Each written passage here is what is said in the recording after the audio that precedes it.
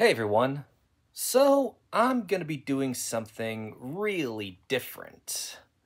I've decided, even though I think I might not be qualified for this, to give my own personal review on the movie Deadpool and Wolverine, which I got the opportunity to finally watch on Sunday. In fact, I actually watched the film a couple hours after the unboxing video of that Metallica album. Still need to listen to that Metallica album, though.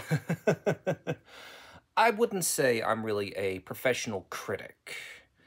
And this review is definitely based on my own personal opinion on the film. You may agree with what I have to say, you may disagree, and, well, if you disagree, you're entitled to your opinion. But anyway, please enjoy my review of Deadpool and Wolverine, and oh yes! The title is not misleading.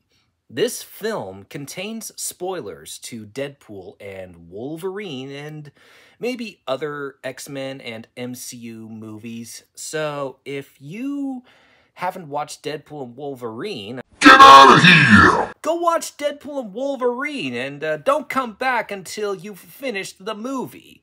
I mean, this is your final warning. Also, this is going to be a voiceover-only review. Okay, here is my review of Deadpool and Wolverine.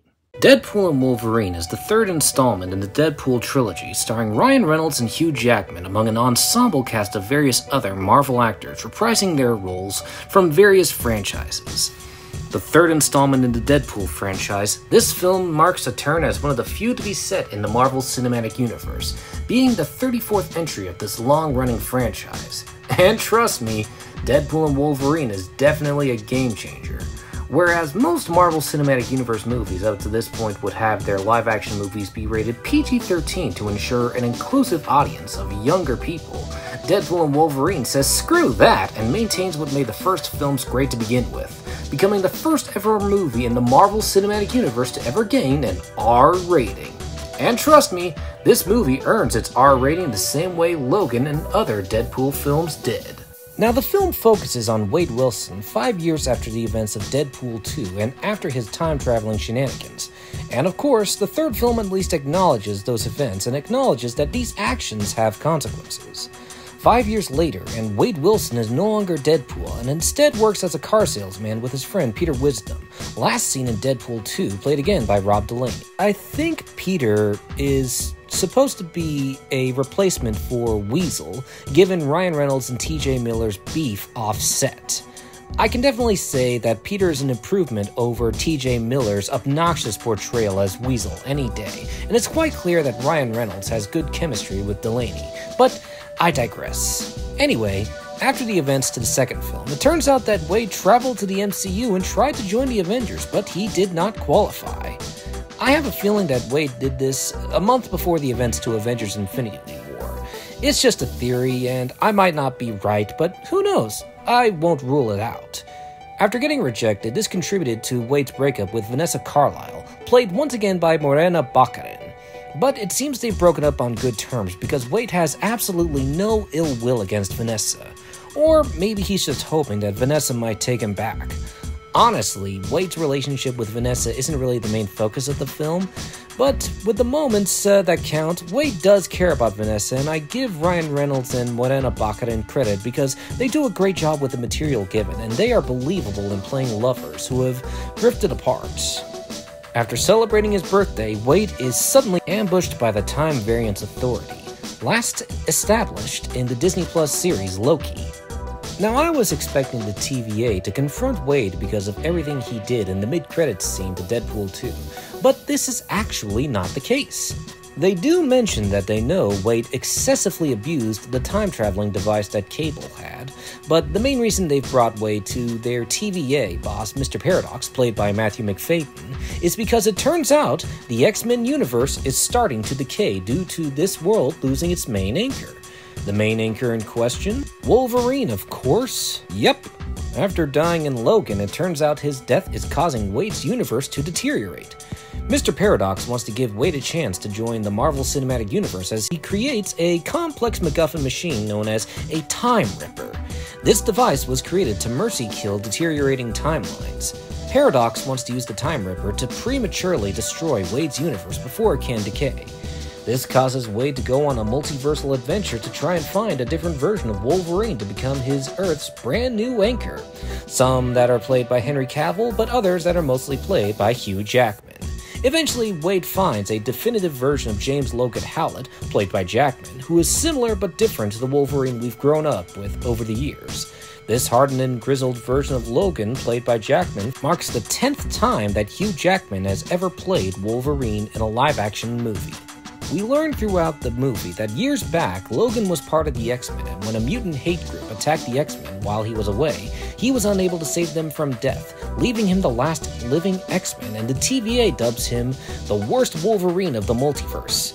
I'm not 100% sure if these humans that killed the X-Men might be the friends of humanity, but like I said, I'm not gonna rule this out. I could be right, I could be wrong, but you decide if I'm right or wrong. Getting back on subject, after Wade brings this Wolverine variant to Mr. Paradox, an argument ensues, and suddenly, Wade and Logan find themselves pruned into a desolate wasteland with other variant heroes and villains, most of them established from other Fox movies like Fantastic Four and other X-Men sequels that most people don't like to talk about. I'm talking X-Men The Last Stand. Yeah, that's where we're going, people. Although, I give props to the casting department for going out of their way to find actors that resemble all the other live-action actors that portrayed characters like Psylocke and Juggernaut. After some well-choreographed fighting, Wade and Logan are brought to the film's main villain, Cassandra Nova, portrayed by Emma Corrin. For those who don't know, Cassandra made her comic book debut in a 2000 issue of New X-Men number 114, and she's the evil twin sister of X-Men founder and leader Charles Xavier. This version of Cassandra was pruned as an infant into the wasteland and rules over this void. And because she's the mutant twin sister of Xavier, Cassandra has most of the same powers as Charles. And let me tell you, Cassandra Nova is a villain who is willing to kill you with her mind in the most brutal and sadistic ways possible. Hell, the way she literally gets into the mind of characters feels like something out of a body horror movie, and I give great props to the visual effects department for managing something so creepy. Eventually, Wade and Logan escape Cassandra's clutches with the intent to find other heroes who are banding a resistance against Nova. After a few scuffles here and there, they do find the other heroes, those consisting of Elektra, played again by Jennifer Garner from the Daredevil franchise licensed by Fox, Blade, played again by Wesley Snipes from New Line Cinema's Blade franchise, X-23, played again by Daphne Keane from Logan, and Gambit, played by Channing Tatum. And if you get the troubled production history behind Gambit, then this appearance makes for a hilariously great payoff. And whether this version of Laura Kinney is the one established in the 2017 film, I'm not 100% sure, but like I said, I digress. These are the variants who were pruned from their worlds and refused to go down without a fight, which resulted in them being stuck in the void. And so Wade and Logan team up with these other legacy heroes to confront Cassandra with the intent of trying to get back to their respective universes. After an awesome fighting sequence that gives the variant superheroes a chance to shine with their cool superpowers and badassery, Wade and Logan eventually get back to their home dimension, but because they let a betrayed Cassandra live, Nova has the intention to use the Time Ripper to destroy as many worlds as she wants to, putting the entire multiverse in danger. And so, after fighting many doppelgangers of Wade Wilson, Deadpool and Wolverine go to the source of the Time Ripper's power to destroy it to ensure that Wade's world and other universes will survive, with an unlikely chance of surviving, but Wade is willing to take it. And although he seems willing to sacrifice himself to save his universe, Wolverine goes out of his way to get in and help Deadpool destroy the source of power.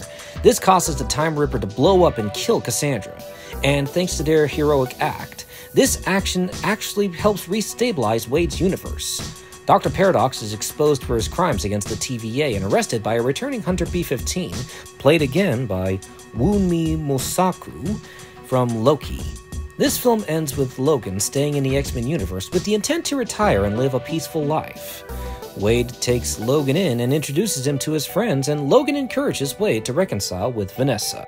So, if you want my honest opinion about Deadpool and Wolverine, I seriously loved it. Let me talk about everything that worked. Although the film seems convoluted, especially with 5 writers at the helm this time, one of those co-writers being Zeb Wells, one of the most maligned modern Marvel writers of the 2020 decade, this film manages to work despite being relied on with 5 writers. Thankfully, 2 of those writers are returning writers Rhett Reese and Paul Wernick, who have pretty much written all 3 Deadpool films at this point. I can also say that director Shawn Levy has come a long way since directing Cheaper by the Dozen and the Pink Panther remake, and like Sam Raimi, he does an amazing job directing this 3rd outing set in the Marvel Cinematic Universe. He was clearly the right man for the job when collaborating with Ryan Reynolds, and his contributions to the screenplay should not go unnoticed. I've seen this director evolve over the years, and Shawn Levy once again proves that he's great with directing action films, and it's clearly demonstrated with the beginning scene where Wade fights off TVA guards with the remains of Logan's adamantium skeleton, while NSYNC's Bye Bye Bye plays during the fight sequence. It is hilariously creative the way Deadpool finds brutal ways to kill the TVA guards, and it is one hell of a way to make a first impression on this 3rd outing. As for the acting, it's great to see Ryan Reynolds and Hugh Jackman play their respective Marvel characters again. Hugh Jackman even more so. After I saw Logan 7 years ago, I was okay with Jackman hanging up the claws.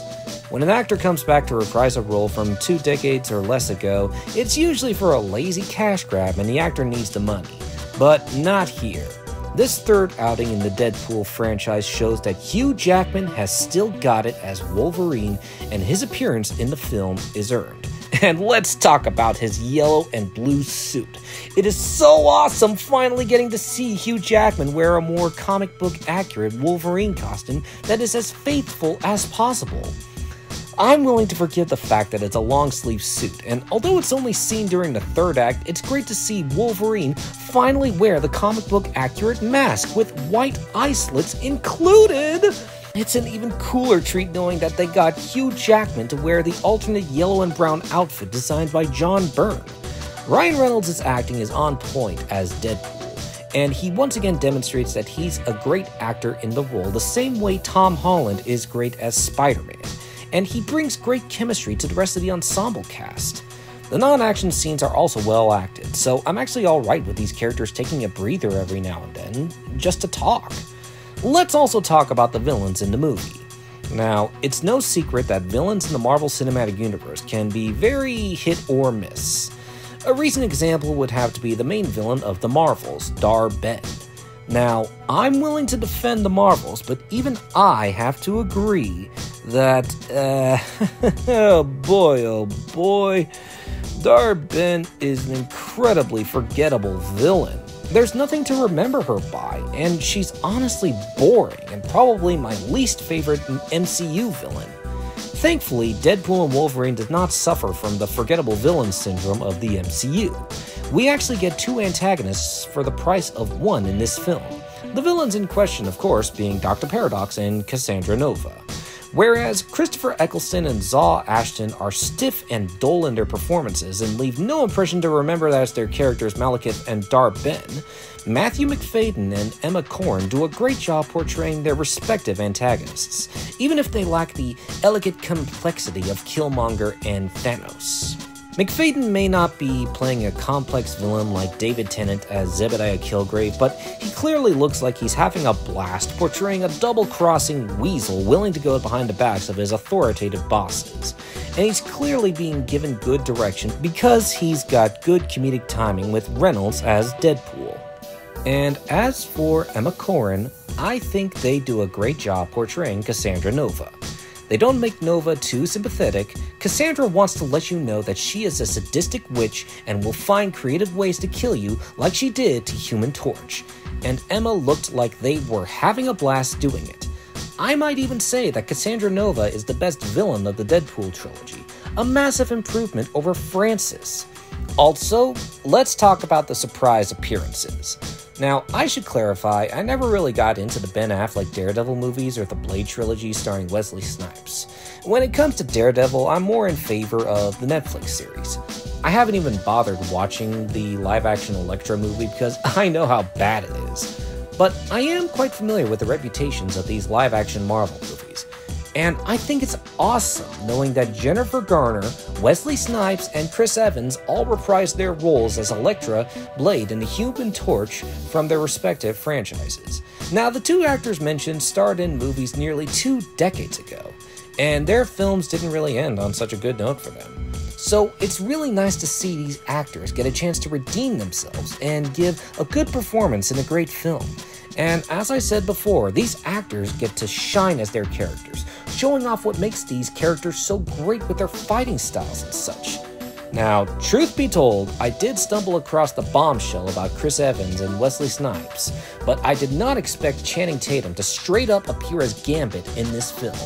For those who don't know, Channing Tatum had been wanting to portray the Cajun mutant for a long time, and he and Fox had been trying to make a solo film about the card-wielding X-Men member for about a decade. Gambit's solo film sadly died in development hell after Disney bought Fox in 2019. So it was quite a shock to see Channing Tatum play Gambit in a 100% faithful, comic book accurate costume.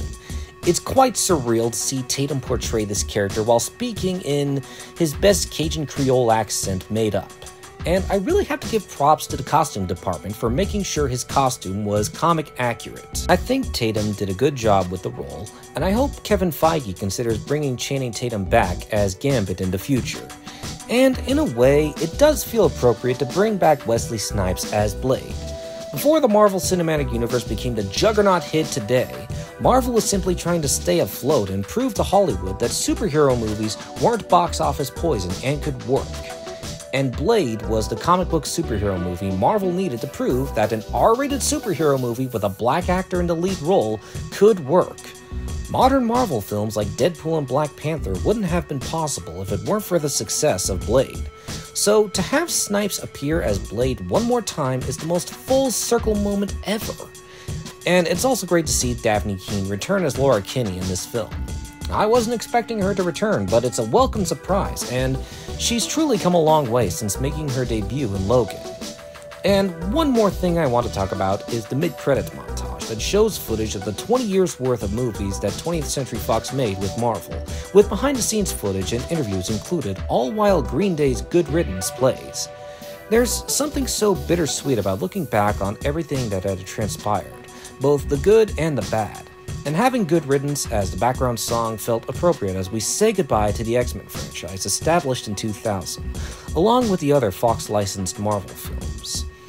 If Spider-Man No Way Home was a love letter and celebration of everything that made Sony's live-action Spider-Man movies so great, then I think Deadpool and Wolverine is the equivalent to being a love letter and celebration of the X-Men franchise, while looking forward to a promising new future in the Marvel Cinematic Universe. In conclusion, I personally give Deadpool and Wolverine the full 5 stars. It's a shame that we only get one Marvel Cinematic Universe movie to be released this year, but hey, Marvel wants to make it count, and Deadpool and Wolverine totally counts. This is definitely GOAT, in my opinion, the full 5 stars. Anyway, thank you for watching my spoiler review of Deadpool and Wolverine. If you want me to do more reviews of recent movies, I'd be happy to. I was actually almost considering doing a review of Super Mario Bros. The movie. Maybe I might do it, maybe not. Who knows, but I am happy to review blockbusters. Although, if it's an indie film I'm not familiar with, maybe not. But, yeah. Thanks for watching my review of Deadpool and Wolverine. Who knows, maybe I might do another voiceover or a trailer reaction video or an unboxing depending on what I get. Be sure to like and subscribe. Don't have a good day. Have a great day.